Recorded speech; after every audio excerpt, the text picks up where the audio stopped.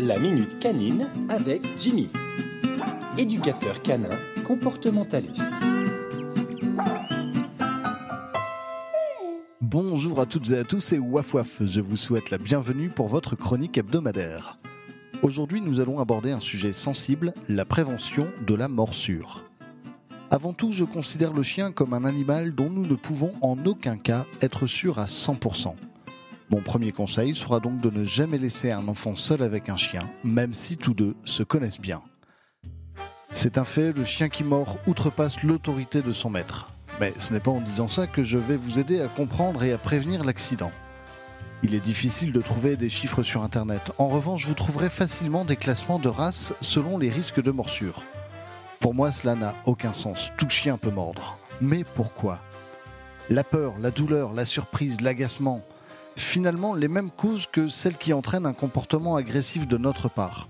Ne considérez pas que votre chien doit tout accepter. C'est un être vivant qui a sa sensibilité et son seuil de tolérance. Soyez attentifs aux signaux qu'il vous envoie. La plupart du temps, ce sont les personnes de l'entourage du chien qui se font mordre.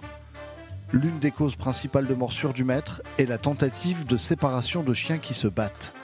En essayant de retenir votre loulou, vous prenez le risque d'une morsure redirigée.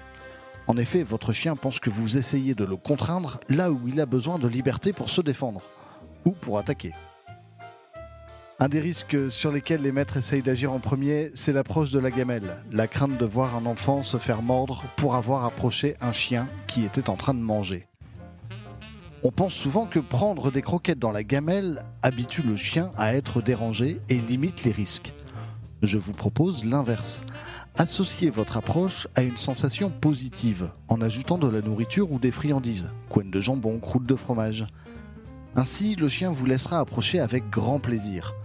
Un peu comme si quelqu'un venait vous resservir de votre plat préféré. Difficile de refuser.